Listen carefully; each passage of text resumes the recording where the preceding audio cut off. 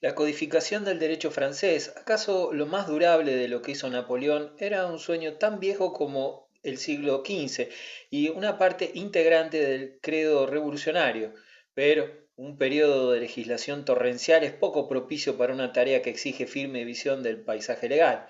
La revolución decretó que habría un solo código, preparó numerosos proyectos, pero en su febril precipitación no dejó nada terminado. Napoleón reanudó la labor suspendida y con su energía y su interés personales pronto llegó a una conclusión triunfante. El Código Civil, 1804, no salió naturalmente del cerebro de un legislador trascendental.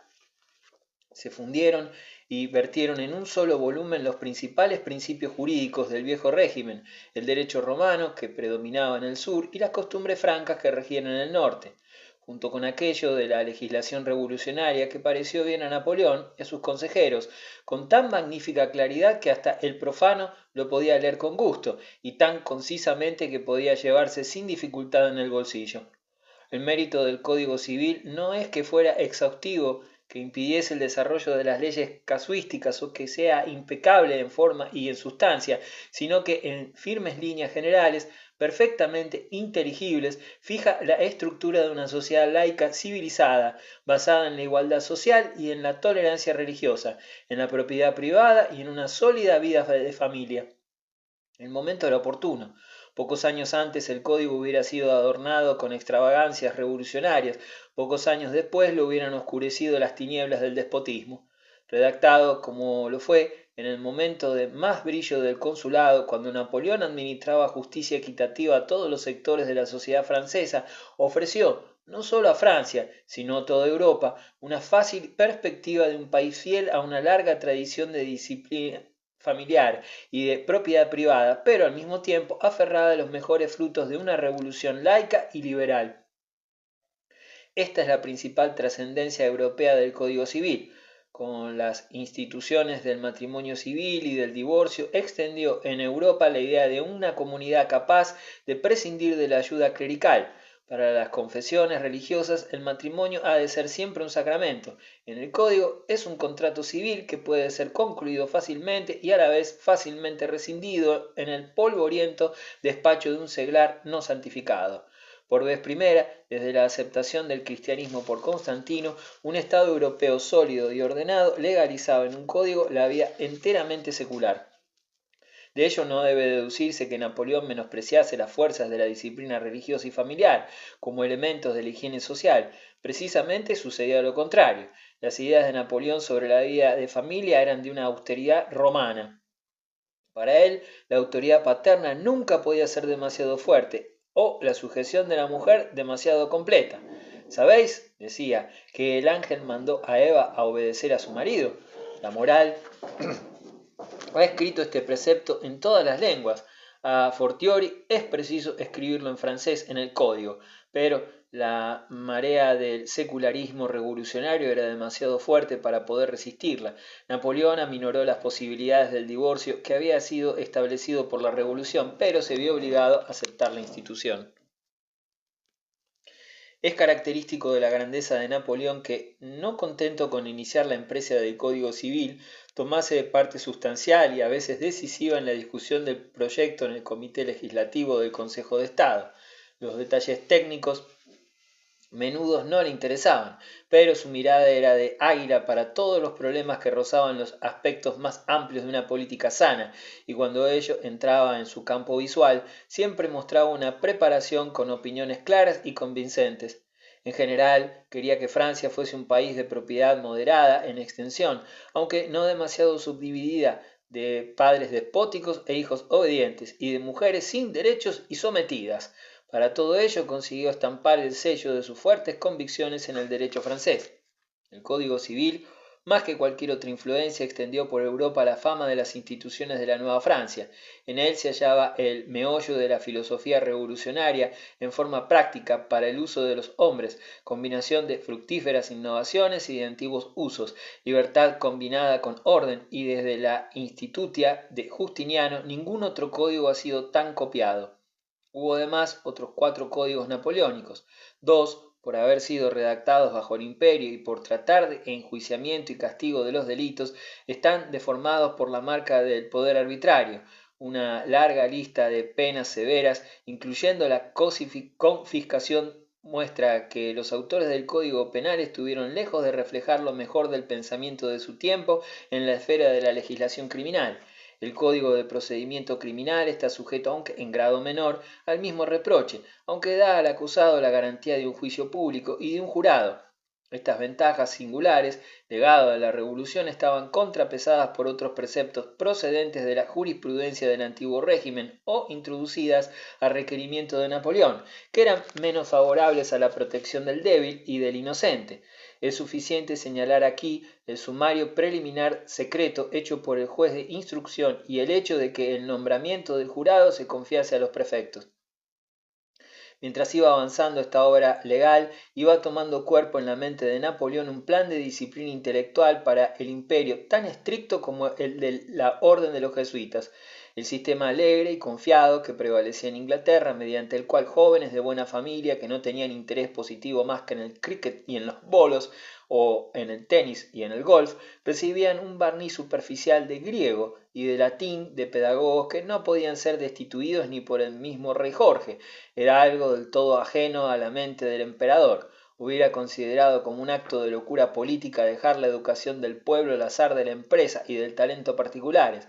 Las escuelas privadas debían existir, sin duda, pues en la angustia del tiempo de guerra podía destinarse poco dinero del Estado para la educación. Pero las escuelas privadas habían de quedar sometidas al control público. Las diversiones no formaban parte de la educación. La vida era cosa seria. Los jóvenes habían de ser educados para la comunidad y en un imperio militar era preciso enseñar a servir, a marchar y a morir. En 1808 se estableció una universidad controlada por el Estado, coextensiva con el imperio y encargada de la misión de organizar e inspeccionar todas las ramas de la instrucción pública para hacer efectivas aquellas ideas.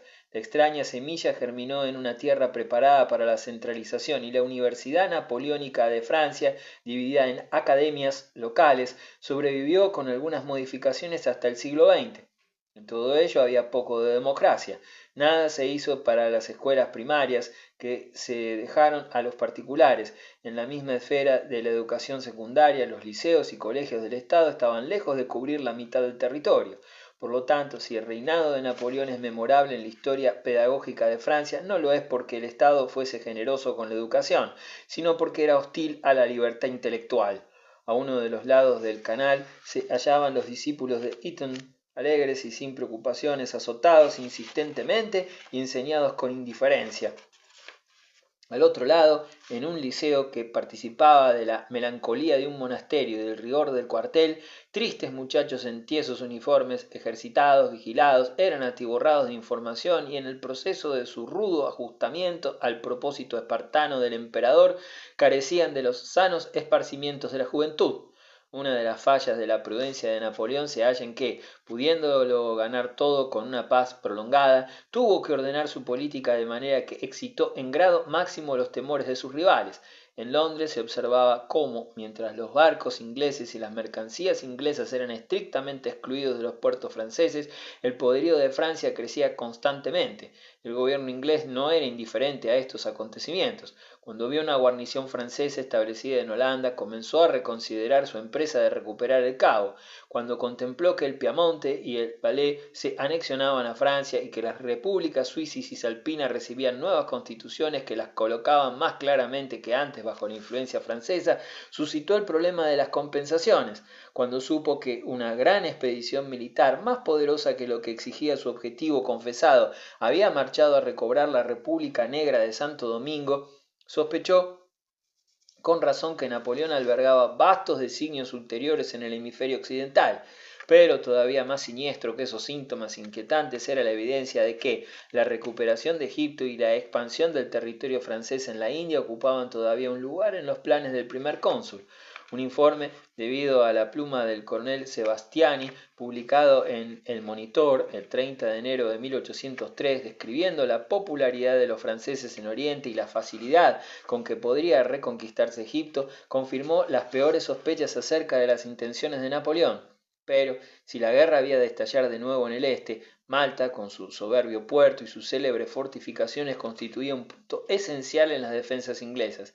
De acuerdo con ello, a pesar de los términos del Tratado de Amiens, Inglaterra se negó a evacuar la isla. Su decisión, a la que le apremiaban los soberanos de Rusia y de Turquía, ambos temerosos de los planes orientales de Napoleón, era técnicamente incorrecta, mayo de 1803, pero puede ser censurada por haber precipitado aquella guerra.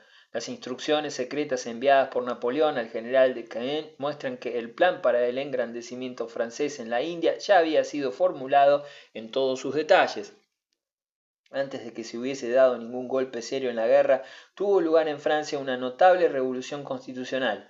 Sin duda era la voluntad del pueblo francés que el régimen de Napoleón, que había proporcionado tantos beneficios a Francia, se viese protegido de los peligros que le ofrecían la violencia de los jacobinos y la reacción realista. Estos peligros, que todavía eran agudos, habían tomado la forma, desde la pacificación de Vendée, de conspiraciones para asesinar al primer cónsul lanzándole una bomba o promoviendo un levantamiento armado. Uno de estos ataques, maquinado por los realistas, fracasó en 1800. Otro, más extendido pero menos organizado, pues comprendía no solo fanáticos realistas como Jorge Caudodal, sino incluso famosos generales de la República como Moreau y Pichegru, estaban en vías de preparación, en activa y vergonzosa connivencia con algunos ministros ingleses subordinados durante el otoño y el invierno de 1803 y la primavera del año siguiente. Napoleón fue bien servido por su policía y sus agentes provocadores. Supo que famosos militares republicanos habían sido astutamente enredados en las mallas de un complot realista urdido por el conde de Artois desde su reino en Inglaterra,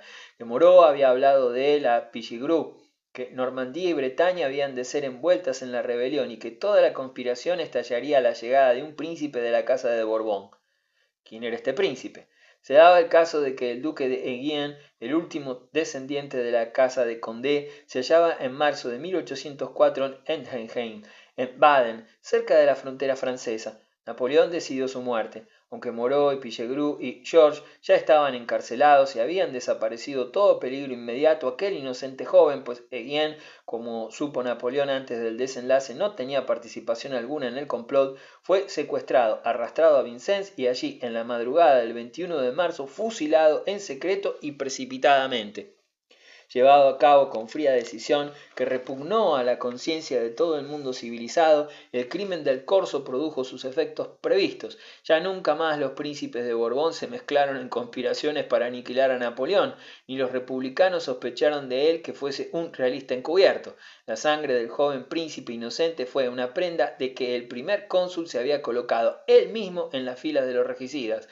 Hasta el más empedernido jacobino podía sentir entonces que el poder hereditario confiado a una dinastía tan irremediablemente distanciada del antiguo régimen no podía tener consecuencias que pusiesen en peligro la gran conquista de la igualdad de derechos que había costado tanta sangre consolidar. El 23 de abril, Curé, un regicida de ideas moderadas, propuso en el tribunado la adopción del principio hereditario. La idea tomó una forma que adulaba a la vez las ambiciones de Napoleón y las tendencias tradicionales de un pueblo ampliamente revolucionario y que nada temía tanto como la restauración de los reyes. Un senatus consultum del 18 de mayo de 1804 confería a Napoleón el título de emperador de los franceses. El cambio recibió todas las confirmaciones que el repertorio constitucional de la época podía proporcionar: el voto del Senado, el del pueblo y la consagración del Papa. Nadie puede dudar que fuese grato a la nación, pues la luz roja de las conjeturas para asesinarle era la señal que todos podían percibir de que, a falta de descendencia entre la Francia y el caos, no se interponía más que una vida. Indefectiblemente el nombre y el ejemplo de Carlomagno cautivó la imaginación del nuevo emperador de los franceses. Sería otro Carlomagno, reuniendo los pueblos latinos y germánicos bajo su corona imperial, distribuyendo reinos clientes y principados entre los miembros de su familia, tratando al Papa como su capellán, reuniendo un brillante corte, un nuevo tipo de nobles hereditarios que, debiéndolo todo a su favor, darían estabilidad al trono. En Santa Elena decía: sentí mi aislamiento, y así eché áncoras de seguridad en todo mi alrededor en la profundidad de las aguas, pero cada una de estas áncoras era un reto a Viena. La autopromoción del corso a la dignidad imperial, marzo de 1805, que hubiese asumido la corona lombarda en Milán, su significativa visita a Quijrán, a la ciudad de Carlomagno, que tratase de poner a prueba la lealtad sumisa de los países renanos. Era evidente que el Sacro y Romano Imperio estaba condenado. La inútil telaraña fue barrida de la bodega alemana por la vigorosa escoba del nuevo Carlomagno en 1806. Entretanto, un nuevo imperio austríaco, creado 2 años antes y destinado a hundirse en 1918, había recibido un bautismo de fatal derrota.